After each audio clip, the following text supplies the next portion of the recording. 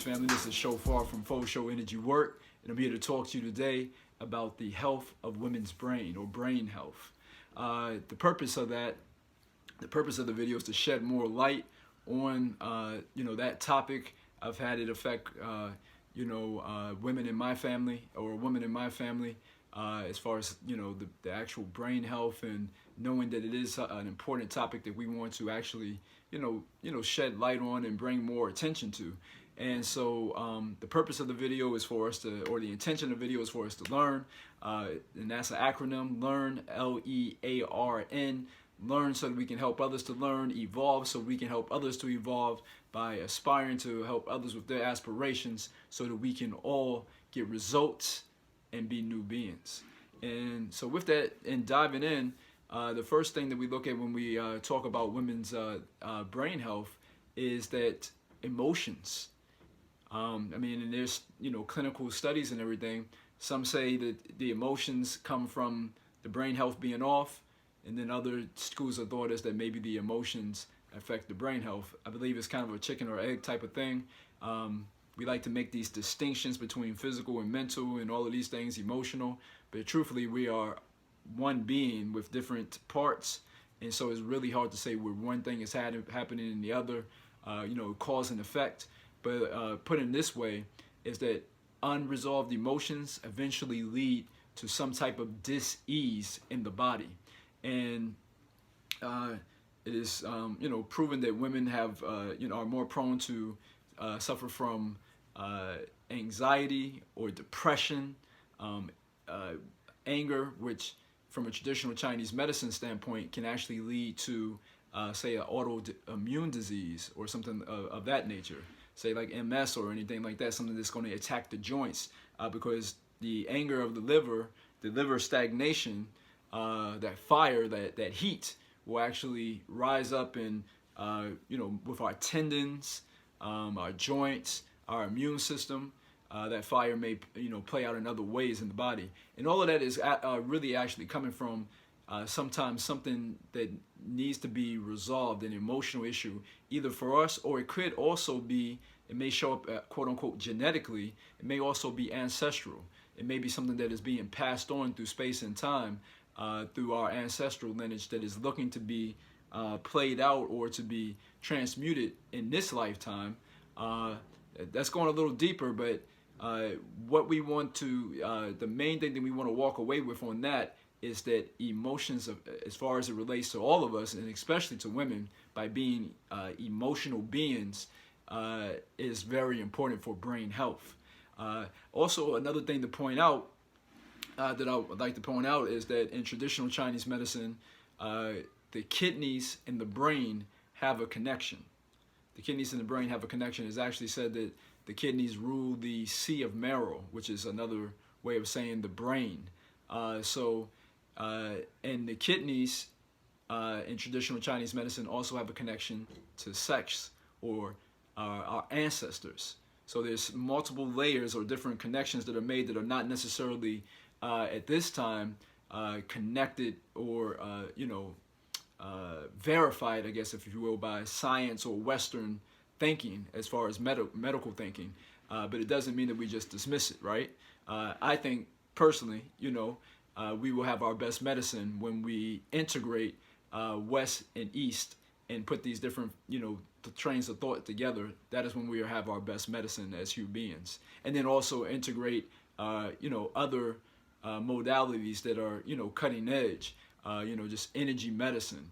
But anyway, going back to women's health, so there's a connection between the kidneys, the brain, and sexual and sensual energy. The Kundalini, if we're looking at it that way, is said to go up the spine, up to the what? Up to the brain. So again, if there is a disconnect of some sorts with the sexual or sensual energy, that too, I believe, will also affect women's brain health. We live in a place where there is a collective trauma, and I've made a video about that. You can check it out. The collective trauma of the feminine, and that collective trauma of the feminine is, we like to think that we're just individuals, but that's like thinking that just one cell in our body is just a cell by itself.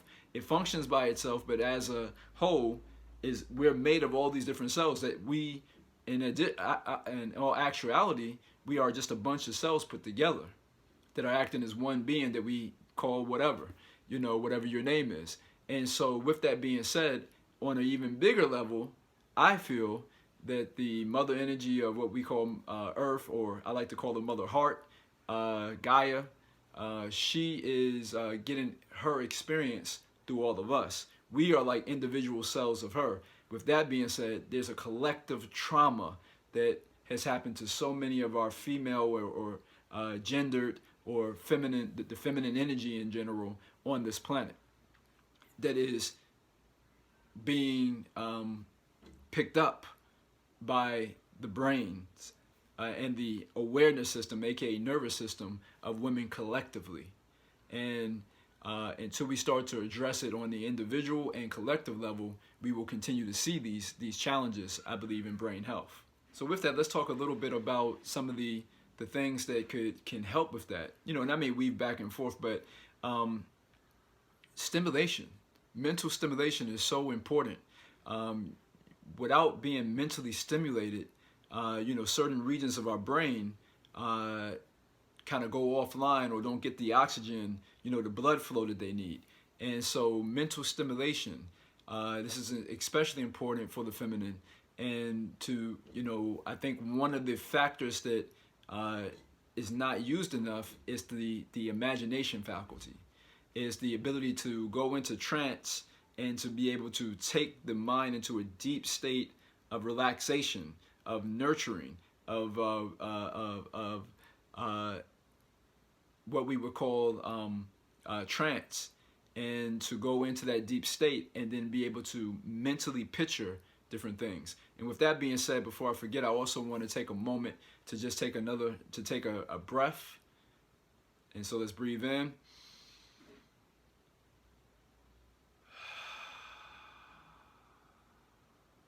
Let's do another one.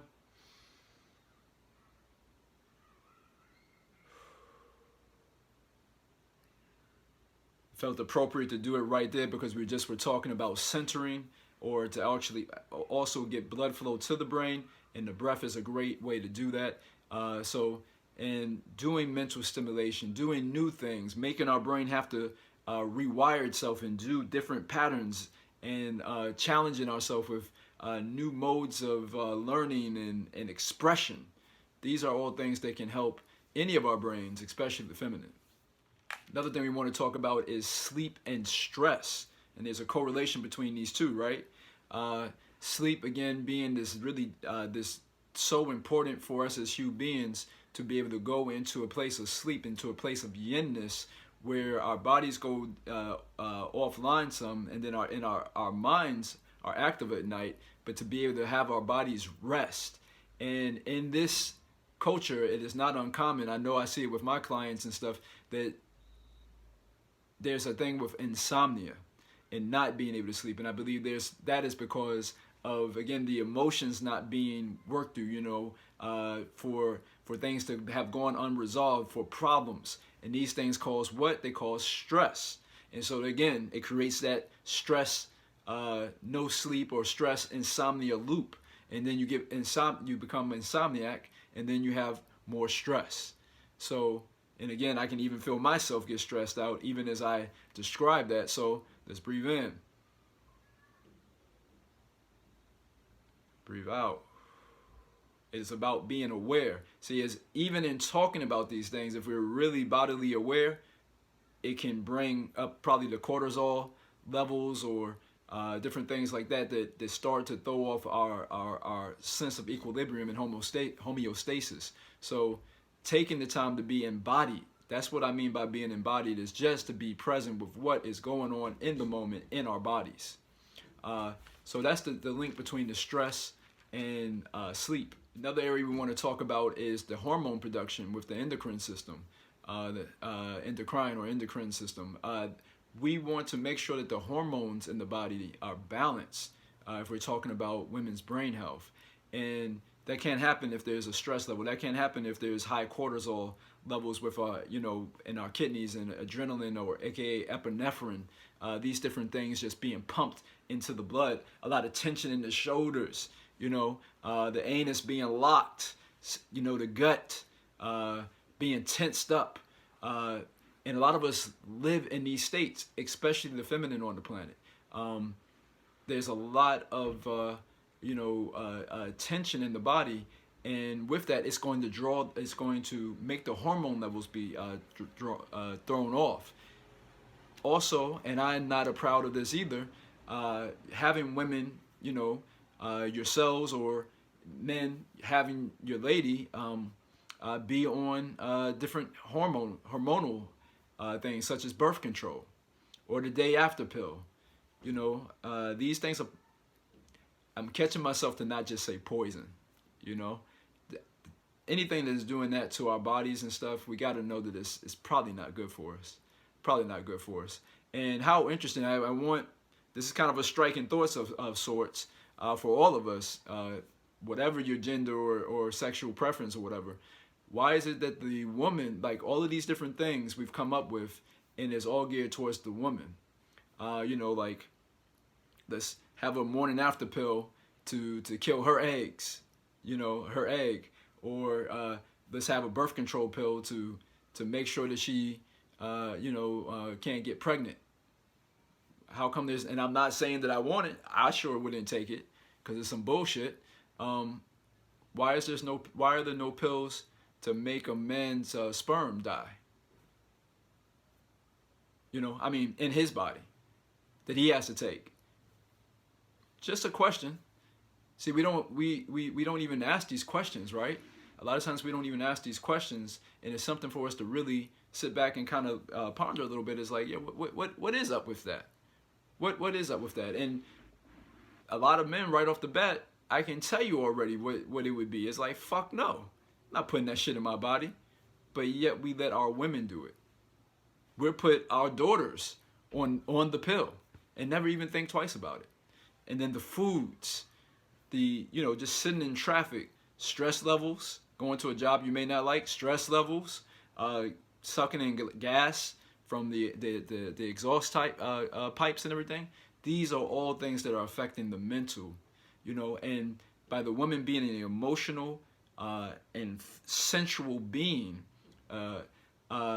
being in the mental plane. And again, I'm being general, so please don't get mad or start throwing stones, because I know that there's all different types of expressions of human beings on this planet. It is not just as clear-cut and binary as many of us have been programmed to believe. There's all these beautiful expressions of sensuality and sexuality. So I'm being very general. But being on the mental plane tends to burn out the feminine in any of us. Especially if your hormones are geared towards being a female or a woman. It burns you out quicker. And so there needs to be more rest in that. It's not made to be in the head all the time like that. And so my take on that is that sensuality is a big part of helping to regulate these things, because the parts of the brain that are affected during sensuality or during orgasm, for instance, with the motor part of the brain and speech and all of these things, taking these things, allowing electrical charges to go through there and more blood and more oxygen. These will help keep the brain in a state of health. Also, orgasm is said to help with the hormone levels. Women who orgasms is, when we orgasm at all, we have more oxytocin, which is is said to be the hormone that helps us to create bonds with each other. Especially for women, after an orgasm, the body keeps pumping it. I believe in embodied men, those of us who start to do the different work and everything to bring our heart in space online more. I wouldn't be surprised if we also keep producing it. Anytime that we find human beings that actually start to resonate with more love in their bodies, I believe that's just my personal belief, that we all produce more oxytocin after an orgasm. But oxytocin, dopamine, prolactin, all of these things are things that we can look at in the body, that more hormones that are actually produced after orgasm. And orgasm is just what again? You've heard me say this in other videos.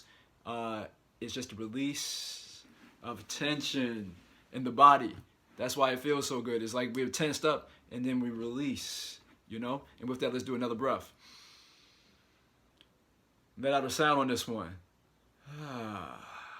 And if you think I'm crazy and you don't do these breaths when I do it, I'm inviting you this time, just be crazy with me and fucking get out your head. We're talking about brain health. Get out the head and do this one with me. Just humor me.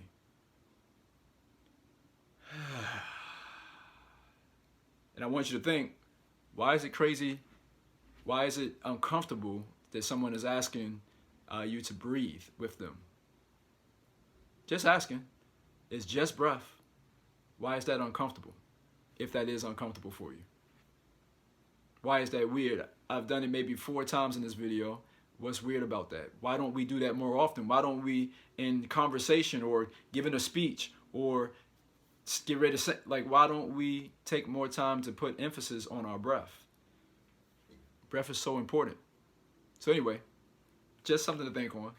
And so with that, in wrapping up, you know, I have to say that, and I know it's an area to be more, to be studied even more, and to go deeper into. But I think it's just kind of common sense that we should already know, just from the way it feels, and if we trust that feeling and knowing what it's like to be in an orgasmic state, that sensual emotional exchange, seX, helps with the health of women. And it is my opinion that if we have more people on the planet having good, healthy, sensual emotional exchange, seX, that we will have healthier people in general, healthier women with their brain health, and because we will all be happier with dopamines and oxytocin and prolactins in our bodies and everything, these different hormones that keep us in a state of happiness and everything. So anyway, I just wanted to put that video out there, tying or trying to just enter this into the conversation for us to have more emphasis on sensual emotional exchange as being a part of a solution for brain health for all of us, and especially for the feminine. Tell me what you think in the comments below about what I'm saying here. Do you have more research or other things that you've seen or come across to support that? Do you agree with it? Put it in the comments below. If you like the video, please like, subscribe, and share.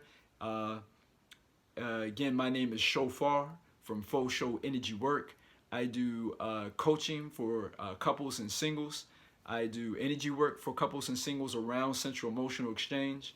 I have a book, Soul Sacred Orgasmic Living. You can actually get a free excerpt of it at my website, Faux Show Energy Work. And I also do workshops, Hip Hop Kundalini. I do that with 3 other amazing beings. Intimate Relating with my lady, Honor the Womb. So check me out. And always remember to have seX, keep shining, keep evolving, and keep doing that exponentially. Peace.